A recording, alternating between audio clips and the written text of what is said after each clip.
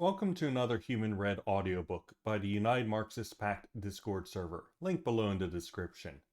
In this series, we continue our investigation into the initial construction, the organizational structure, and the principles and tactics of the form of worker organization capable of seizing political power and establishing the revolutionary proletarian dictatorship and communality, which can in turn produce the communist mode of production through the shared class interests of the workers of the entire world. Our goal is to compile, analyze, and elaborate on what all of these texts have to say about this. At the end, have a strong understanding of the exact scientific process of it, particularly in general terms. At the end of our readings as a whole, we will try to put it all together and present it as a coherent whole in an educational video with associated notations. Today's reading will once again be going off the left communist track, and it will be the 1964 Inver Hoxha, How Should We Understand Criticism and Self-Criticism? This is part of a much larger section, but we're focusing in on this as the tactic of criticism and self-criticism, and I'll have some aside discussions from while I'm reading the summary about, cybernetics a little bit.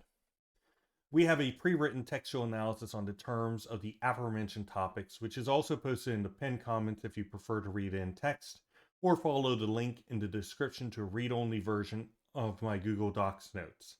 This will summarize the content of the text, but it is no replacement for the actual reading itself for the sake of understanding the context and full content of the piece. In addition, in the reading I supply my own commentary, critiques, additions, etc., which may be helpful for understanding some particularities. I do not write down things that are repetitious or I feel are completely inapplicable. Okay. In criticism and self-criticism, it must be remembered that the aim is not to harm or attack, but to mutually improve the whole through rigorous education and address of internal problematic elements. The party should be the prefiguration of communist society, and members are embedded within a bourgeois society. Ergo, consciousness will always trend towards bourgeois consciousness. Therefore, we cannot focus on individuals with our criticism, but on the definite trend of thought that exists within all of us. As such, it should be a comradely, revolutionary pedagogical manner seeking to help improve a friend, not as a condemner. Beyond merely being a revolutionary methodology, it needs to be done in the proper tone. It should be collectively educative, speaking to the whole, and ideally not naming names, who certainly have at least traces of this mentality. It should not be harmful to the person being criticized, but helpful, addressing the central origination of thought as well as a particular expression of it. It should have conclusions about more correct ways of thinking for the whole of the party, not merely individualized condemnations. The critic themselves should not be an individual criticizing on their personal views, but rather based on the developing party's principles and programs, maintaining partisanship, modesty, cool-headedness, and adherence to facts and logic, and be ideologically mature and have experience carrying out proper Marxist criticism. These are skills one learns and do not come pre-installed within any individual, if an individual can even carry them out in the first place. Criticism ideally comes through the party organs and through its propaganda publication, not through individuals. In order for criticism and self-criticism to be effective, freedom of speech and expression without punishment is necessary within the party so that people are comfortable with talking about their failures and issues, and so people are comfortable addressing them, even and especially with their leaders. The party needs a place that people trust will not condemn them without warrant and will give the proper guidance on how to engage with their struggles, rather than driving them out and attacking them. The goal being improvement of the self and the collective, not punishment for incorrect thought. To that end, criticism and self-criticism are only the first steps to be followed through with a coherent plan of action by the party, discharging orders which will result in better thought processes. For example, demanding that the person attend sessions engaging a particular text that addresses the problem, wherein the party essentially acts as the continued therapist for the individual and, through that, the collective. If the party simply demands self criticism while carrying out lazy criticism with no follow up to make sure the discharge orders are completed in through the party, then the individual will only fail, and following any struggle session, the party and membership need to be closer than ever to guide improvement. Improper criticism and self criticism will lead to defensive people who reject the guidance of the party, doing more harm than good. However, criticism and self criticism must also recognize the weaknesses of itself. There are some who cannot handle it or are too savvy with it. There are honest people who make mistakes but are not in a position or capable of deep analysis, or are unable to express their analysis fluently. And this could be for any reason, like a disability, or because the way that the criticism is being handled out, they can't deal with. It can only hurt if we continually demand a deeper analysis under the false belief that they have concealed things when they haven't.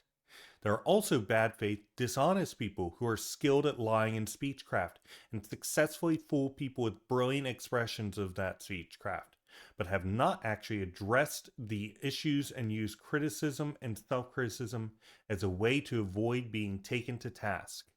Those who admit to harming the party with intent or who demonstrate themselves to be in bad faith cannot be shielded by freedom of speech or through criticism and self criticism, as these are reserved for those who are not bad actors. Hence, we must keep an eye out on people doing both criticism and self criticism, and look principally at actions taken rather than mere words. This view should not be merely done at specific meetings or when mistakes are made, but constantly, with freedom of speech without limitation in places of work, and expression directed towards superior without fear of mistake.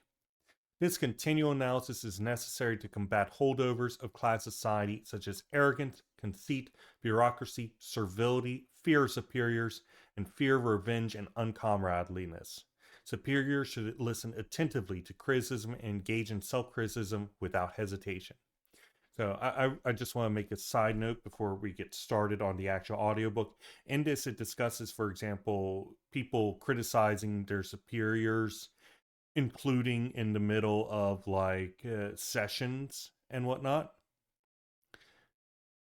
This doesn't work, and I'll tell you why. Any organization is going to do whatever it needs to do to be able to fulfill its goals. The organization cannot exist and maintain itself as an organization if it's incapable of maintaining its goals. Therefore, if there's something that's continually stopping it from carrying out its actions, and that could be criticism, for example, an individual getting up and interrupting the session, the speech, the whatever, and criticizing the leader in public, right? They will create bureaucracy. They will create ways to make it so that they can carry out their action. Any form needs to be able to work with all the others. And at some point, if you are not careful in making it so these things work this way, it's just going to create bureaucracy, and then that bureaucracy is going to justify itself through more bureaucracy. It'll proliferate. So you should not be interrupting stuff. And there should be official, proper formats that are structured and situated within the party to make it so this stuff can work. And with that said, I will now begin the full audiobook reading. This will explain the full text that is being summarized here in such a way you will be able to understand what and why it was extracted from. I hope you enjoyed a full reading. So, 1964, Hoxha, How We Should Understand Criticism and Self-Criticism. This was the closing speech at the plenum of the Central Committee of the PLA on the further strengthening of the ideological work of the party for the communist education of the working people. I wish to say a few words about how we should understand and implement criticism and self-criticism. Unlike other weapons, the weapon of criticism and self-criticism cannot only kill you, and we should never use it in this way, but can also cure you, can save you from evil. We must use it in this way, and only for this purpose. The achievement of its good aims depends on how everyone uses this weapon. It is not so easy, and we should learn how to use it and perfect its use. Criticism and self criticism are not material weapons like the rifle, which you learn to handle. You train your eye, load it, and pull the trigger. No. The weapon of Marxist Leninist criticism and self criticism is something else, quite different from the rifle, very complicated, because it has to do with many moral, psychological, political, and economic factors, closely interwoven with each other, because they are connected with various periods and different moments in time, etc. You must find your bearings in this labyrinth. Among those factors, circumstances and moments which, in the majority of cases, are not material, which sometimes are factually based and sometimes not. And only then can you pull the trigger. The people say that it takes a pair of oxen to pull the trigger. That's an interesting phrase. We should bear in mind how serious the question of criticism and self criticism is for us Marxists. The difficulties encountered in this respect are not an insuperable barrier. They can and must be overcome, and there are many ways of overcoming them. I shall list some of them which, from the experience of the life of the party, have served us in improving this powerful weapon. We should always be careful to safeguard the educational essence of criticism. Criticism should never have a destructive, vengeful character. It should never be leveled at people hypocritically or with the evil aim of denigrating or offending, especially when it is based on falsehood and slander. Criticism should always be comradely, not only in tone, but especially in content and motives. So we're going to take that. And we're going to put that here. Again, I'm copying and pasting from my previous notes on this topic. And again, this is actually pretty good text.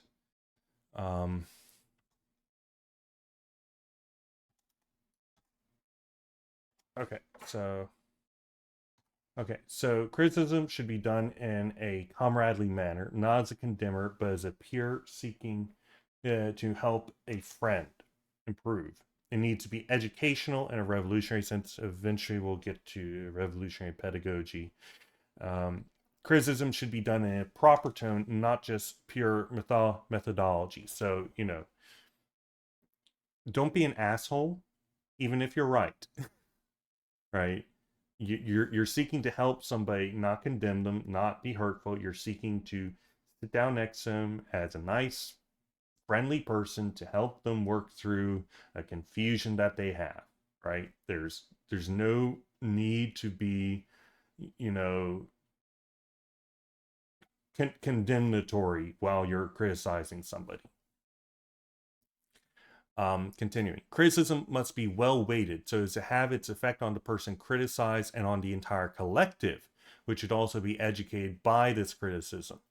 It should be supported by concrete, convincing, and correct facts, and should always be accompanied by educational, moral, political, and ideological conclusions.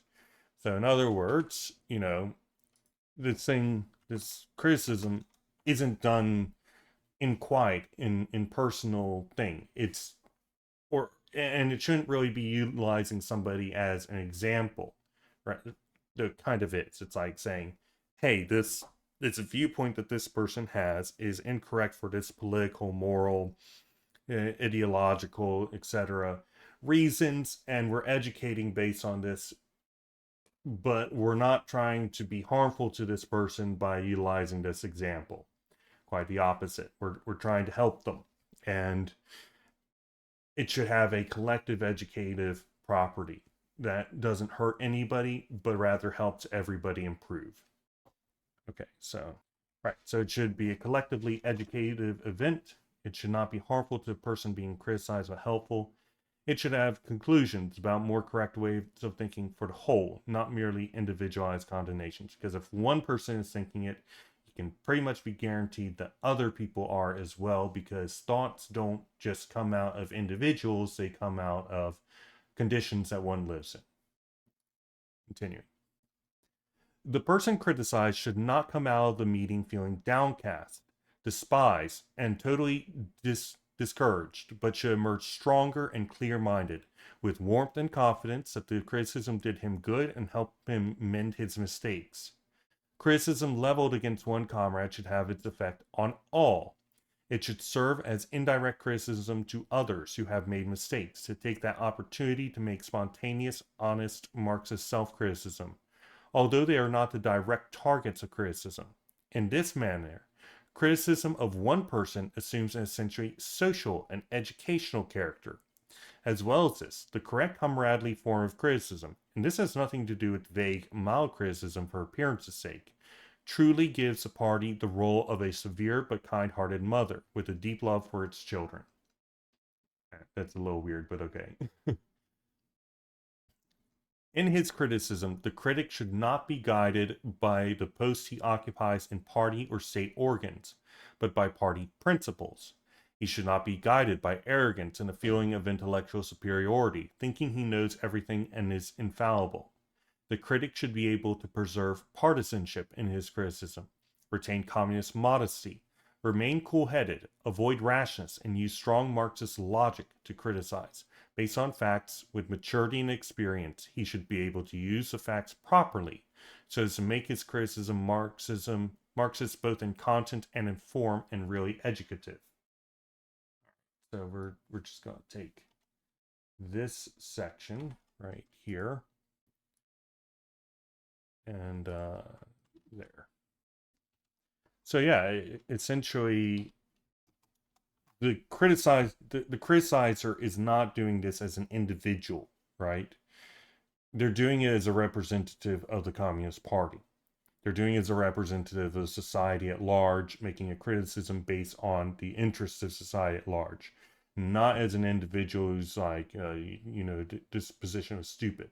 No, it needs to be with a continual mindset connecting the goals of the party, the goals of the dictatorship of the proletariat, or the revolutionary movement with the individual who is being criticized. Or, of course, there's also the criticism of the whole, because as said before, the criticism of the individual is fundamentally a criticism of the entirety of the mindset that that individual has writ large, that is definitely present, at least to some degree, within the party as a whole.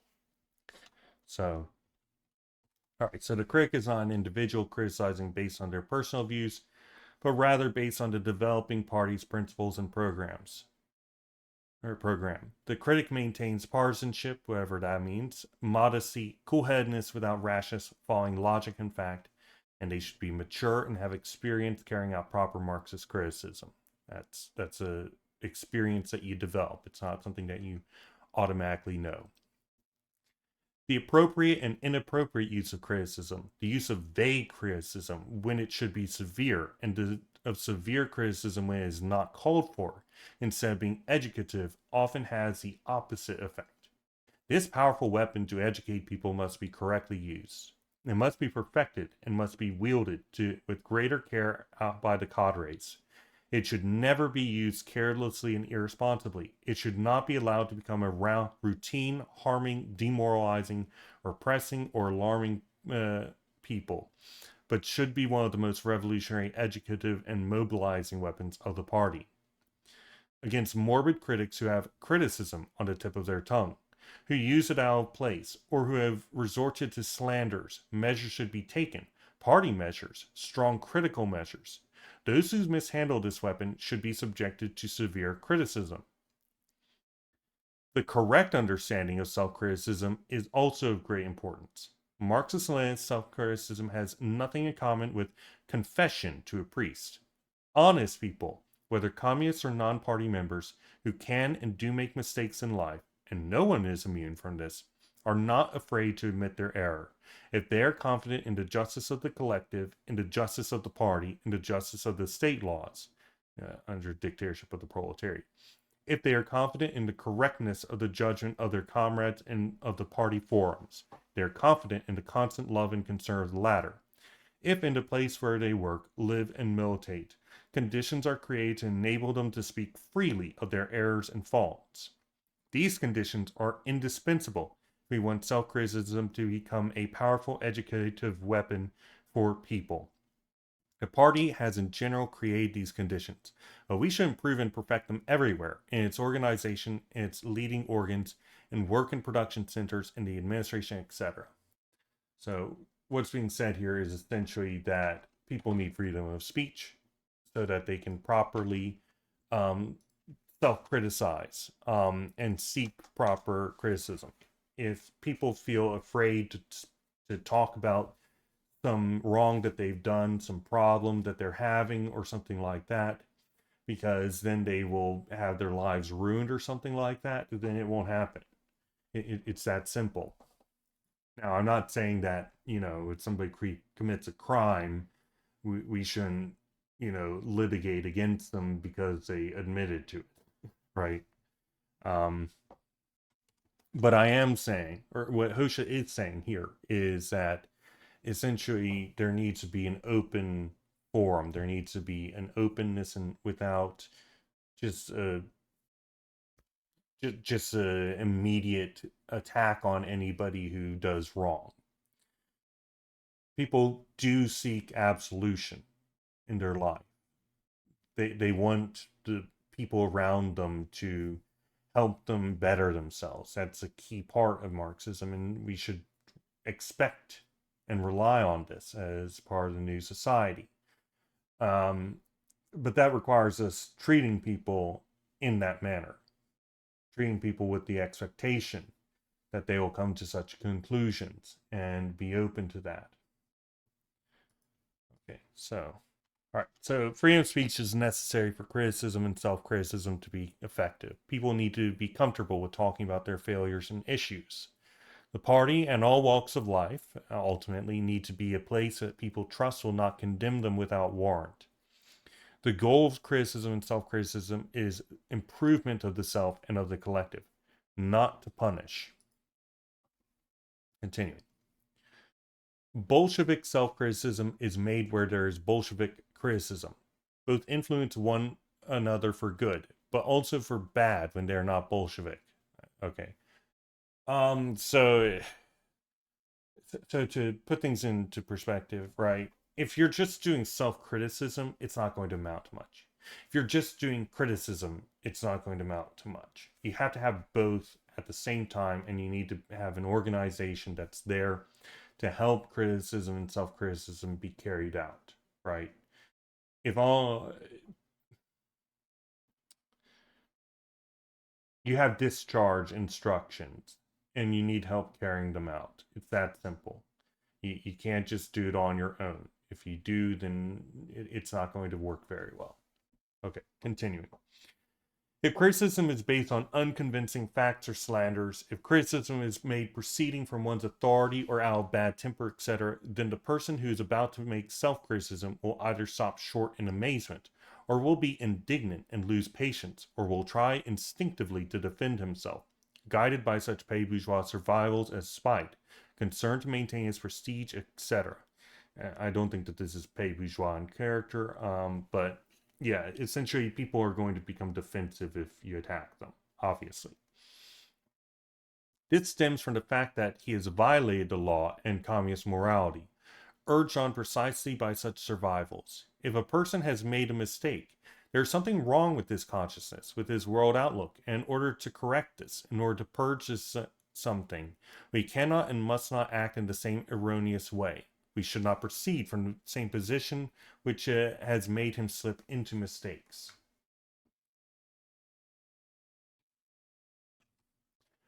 Both following criticism made against a person and following his own self-criticism, it is necessary for the party to keep closer than ever to him. Everyone should keep close to him, because the person in question needs to feel the attention and warmth of the party, its justice, the justice of its criticism. He needs this more than ever, and we should not forget that he is convalescing.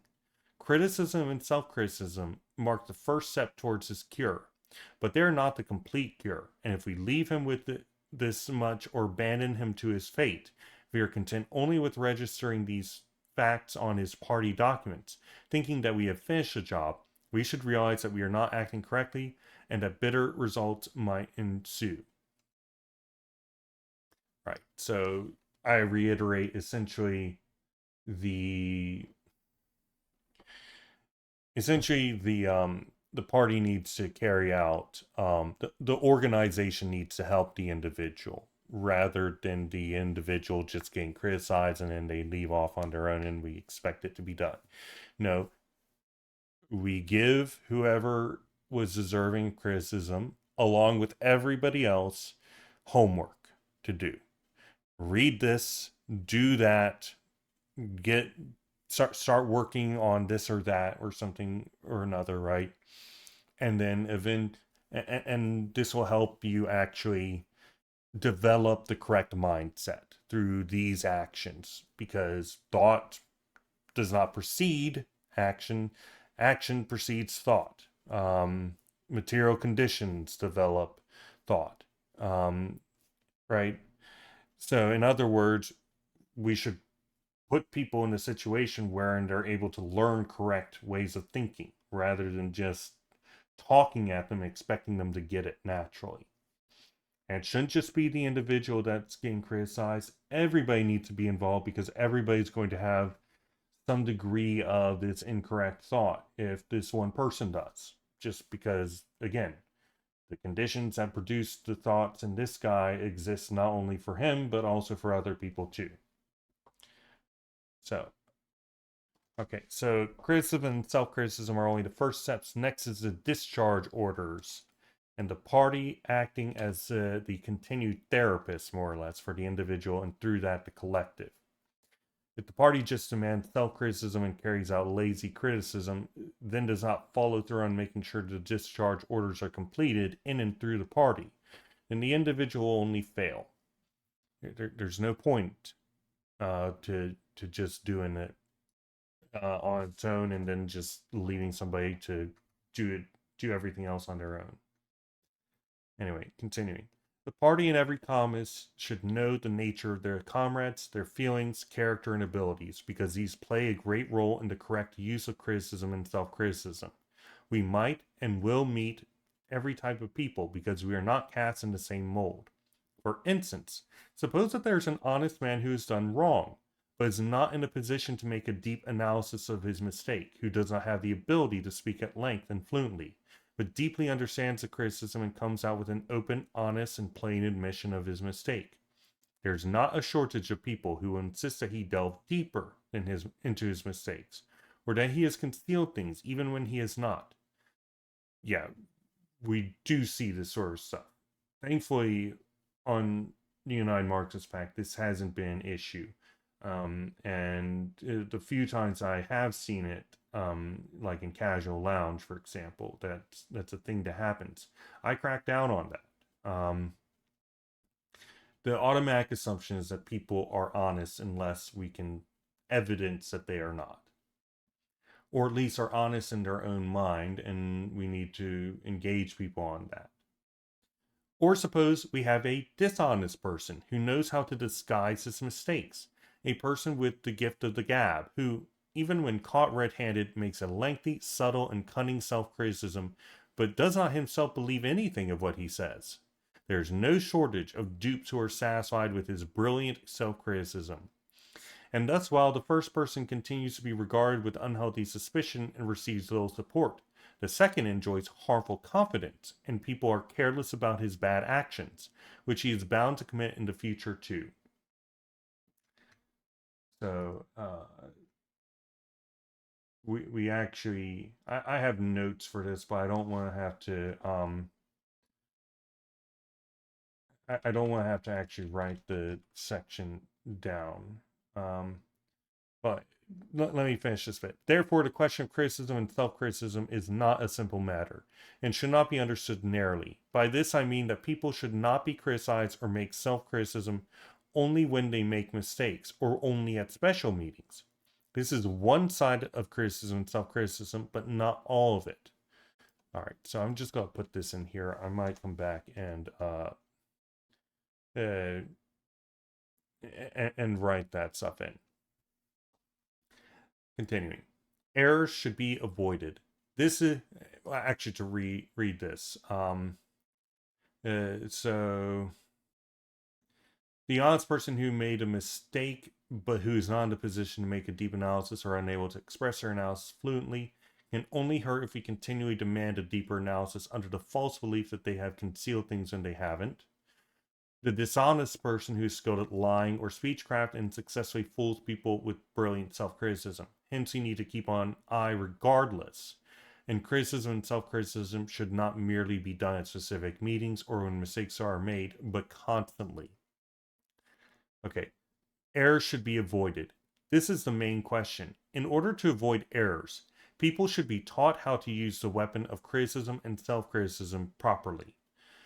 Criticism and self-criticism should be developed at work, in a course of work in various forms. This education should be done on a broad scale. How can this be done? In the course of work, everywhere people work and struggle, both communists and non-party people may make mistakes. Therefore, all should express freely, courageously, without the least fear, their critical opinion on the work and in the interest of the work. Before anyone, before superiors and subordinates, they should have the courage to make the remarks, whether correct or incorrect. They should criticize shortcomings and should not wait till the meeting. They should voice their opinion both before and after tasks are performed. Superiors should listen to these criticisms attentively, without arrogance and without thinking that they know everything. And not only should they listen attentively to suggestions and advice of their subordinates, but they should admit instantly when the latter are right and their views wrong. Here, the superior makes self-criticism. In this way, criticism and self-criticism blend together. In this way, mistakes are avoided. People are corrected and educated in the course of work. Harmful survivals, servility, fear of superiors, fear that someone will take revenge, or that they will be viewed disapprovingly if they dare make comments, are fought against. Arrogance, conceit, bureaucratism, etc., are also fought against. All these vices are alien to communists, are the source of much evil. Only in this way can we build up the sound education and the correct and proper use of the weapon of criticism and self-criticism, which we communists need, so as to do away with the many shortcomings and vices observed at work and among people. Okay, so that would be so much writing. God damn it. Okay, so criticism should be done at all times, not only in meetings, especially towards superiors, without fear or worry that their criticism is incorrect. Freedom of speech without limitation in the places of work, which is everywhere, is necessary. It can combat holdovers of class society, such as arrogance, conceit, bureaucracy, servility, fear of superiors, or fear of revenge and uncomradeliness. Superiors should listen attentively, engage in self-criticism without hesitation. Continuing. But it is impermissible to commit abuses under the guise of criticism and self-criticism, as happens in many cases. Many people try to evade responsibility for serious crimes and damage they cause the economy, flagrant violation of the laws of the state, the regulations of society, and the norms of communist morality by making a perfunctory self-criticism. In these cases, we should not hesitate to send the culprits before the court, where they should be given punishment they deserve. No leniency should be allowed. It is also necessary to condemn all those who create 1,001 opportunities for thieves, who damage and abuse socialist property, who consciously or unconsciously do the work of counter-revolutionary elements, support the internal and external enemy, and serve the leftovers of those hostile classes, that ideology against which we wage a class struggle and put into action the weapons of the proletarian dictatorship.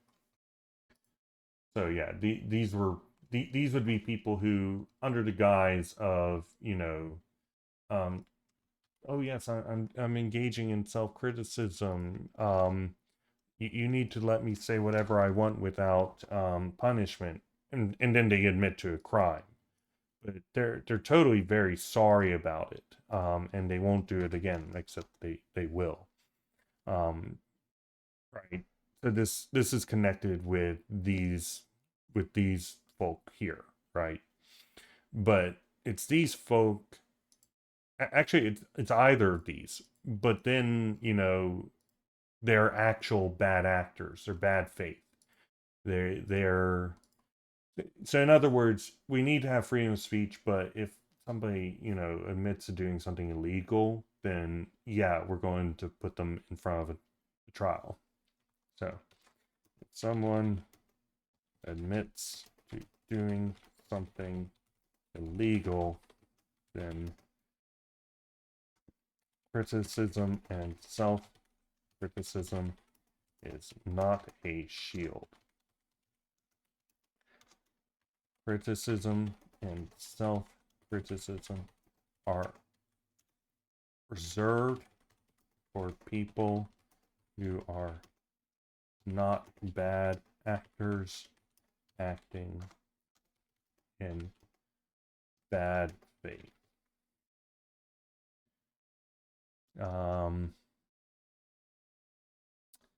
Yeah, pretty much that. And that's the text. Thank you for joining today's session. We'll see you next time.